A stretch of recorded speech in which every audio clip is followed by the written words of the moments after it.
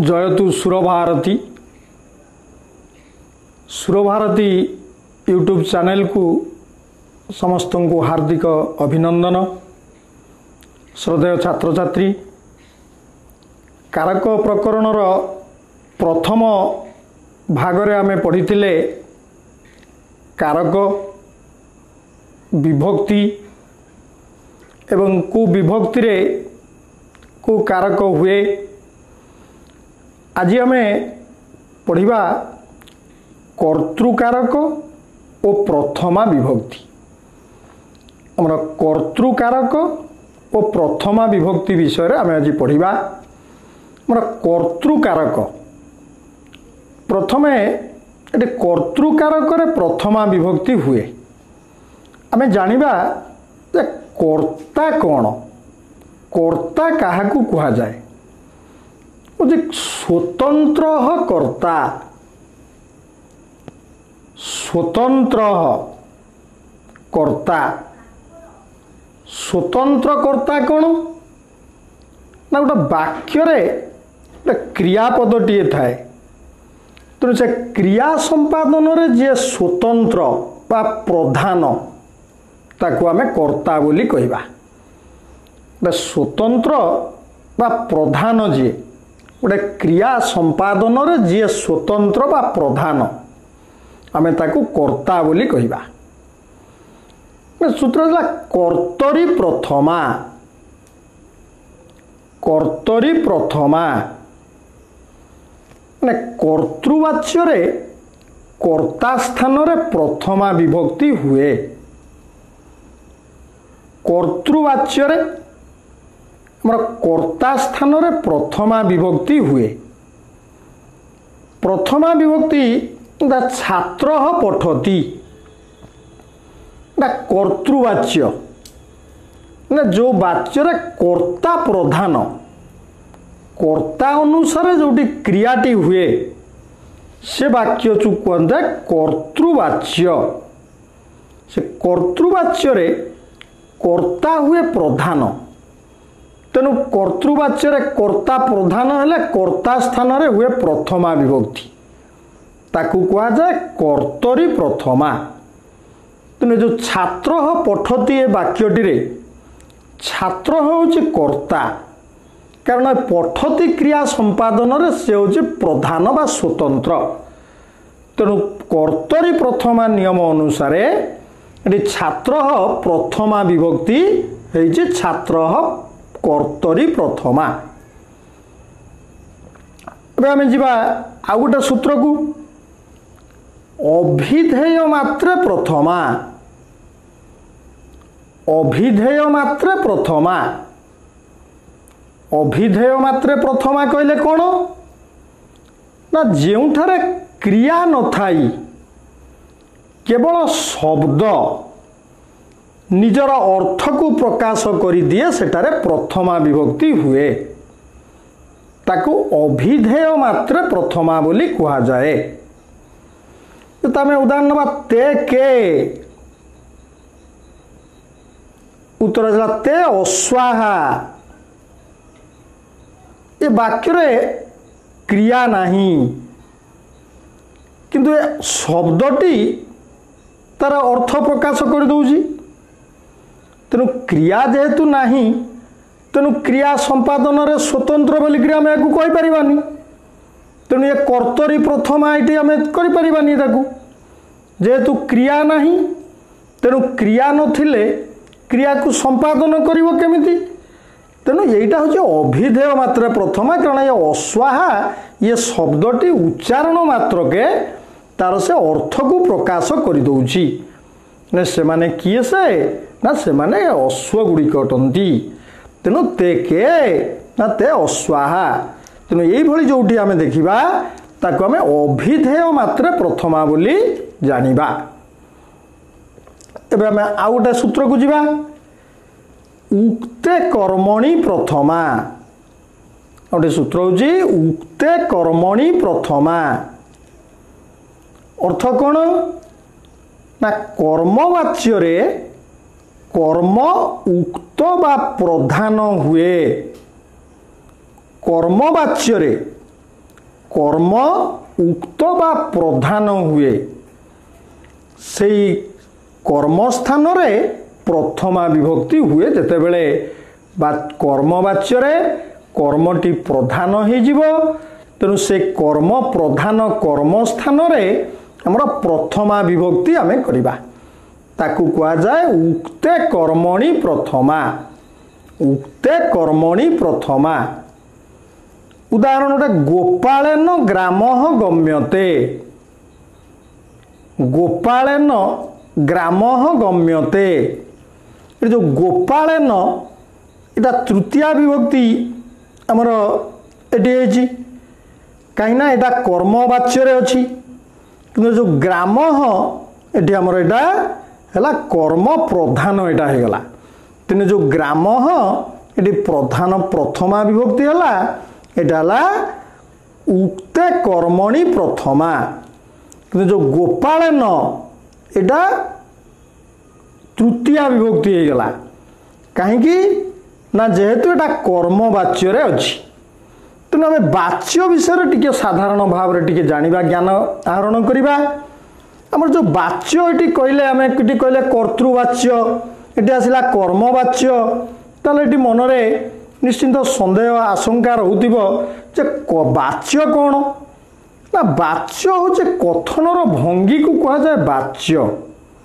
कहिबार जो भंगी तेणु से वाच्य तीन प्रकार गोटे कर्तृवाच्य गोटे कर्मवाच्य गोटे भाववाच्य। कर्तृवाच्य रे कर्ता हब प्रधान आ कर्म हब अप्रधान आ क्रिया कर्तार अधीन होकर रहिबो अर्थात कर्तार पुरुष आ वचन को ये क्रियापदटी अनुगमन करिबो कर्तार अनुगामी हब कर्ता प्रथम पुरुष एक वचन क्रिया हब प्रथम पुरुष एक वचन सह पठति तौ पठतः ते पठन्ति त्वं पठसि अहम पठामि किंतु जेतेबेले आमे कर्मवाच्य को जीवा से वाच्यटी को आमे अन्य भाव में कहिबा तेणु राम विद्यालय को जाउछि राम द्वारा विद्यालय जीवा हेउछि तेणु गोपाल गाँ को जाउछि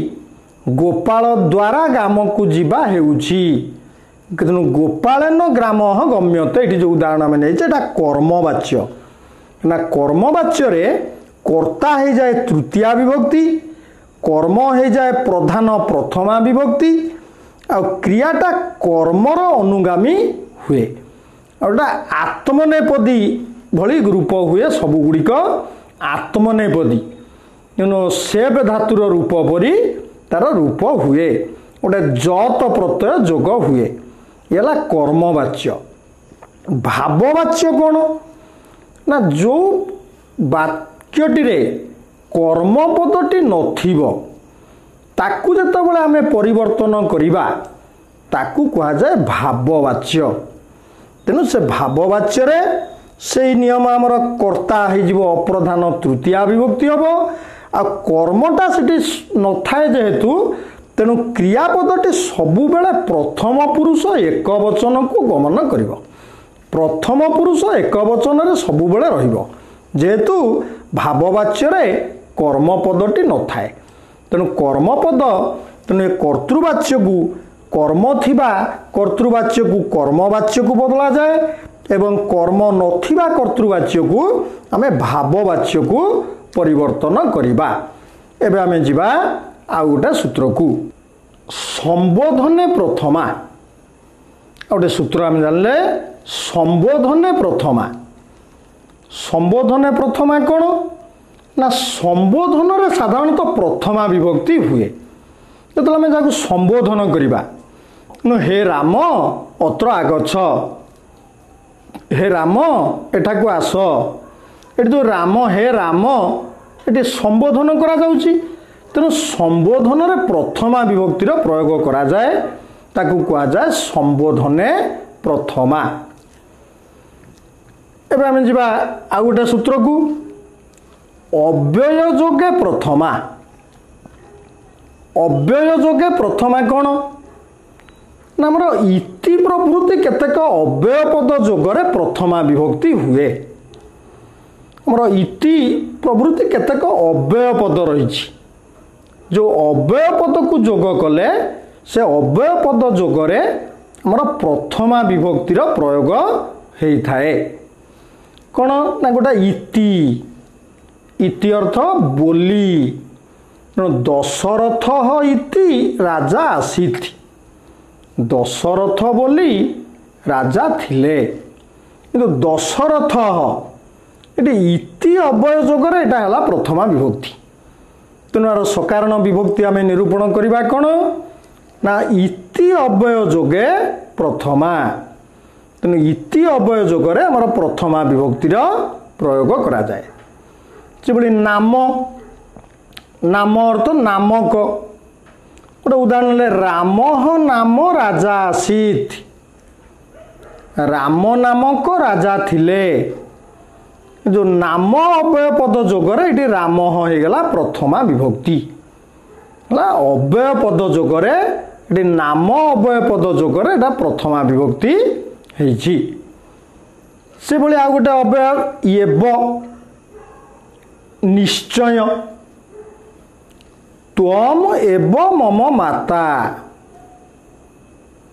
ये अव्यय पद जोगरे ये त्वम स्थान रही प्रथमा विभक्ति।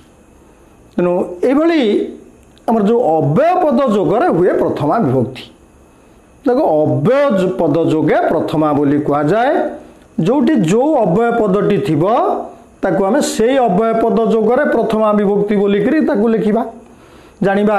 तेणु आमे मन रखिले जे इति अव्यय पद जोगरे हब प्रथमा विभक्ति नाम अव्यय पद जोगरे हब प्रथमा विभक्ति एव अव्यय पद जोगरे मध्य हब प्रथमा विभक्ति। एबे आ गोटे सूत्र को जिबा प्रयोजन कर्तरी प्रथमा।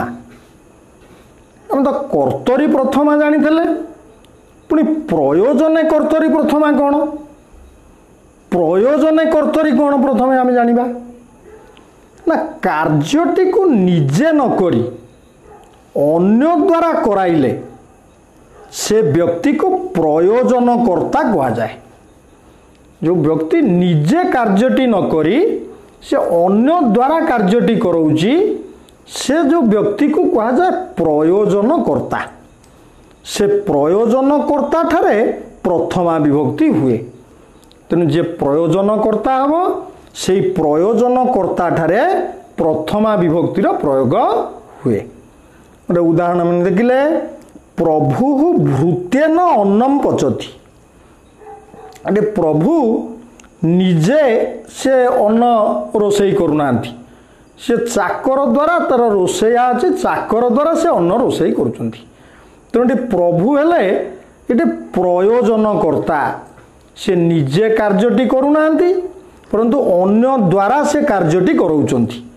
तेणु कार्यटी जी संपादन करिवारे मुख्य से हला कर्ता किंतु एटी तो कार्य प्रभु करूना किंतु ये प्रभु निजे कार्य न करैकरी से अन्य द्वारा कराउथिबारु तांकु कुआगला प्रयोजनकर्ता से हेले। तेणु ए प्रयोजनकर्ता ठारे प्रथमा विभक्ति हुए। एई भली जोटी आमे देखिबा कर्ता निजे कार्य न करी अन्य द्वारा कार्यटी कराउची ताकु आमे कहबा प्रयोजने कर्तरी प्रथमा। तेणु एई भली भाबरे आमे जानिले ये प्रथमा विभक्ति आमर यही सब स्थान रे प्रथमा विभक्ति होउची। तेणु ये सब को आमे मने रखिले ठीक भाव में ताकू प्रयोग करि परिबा।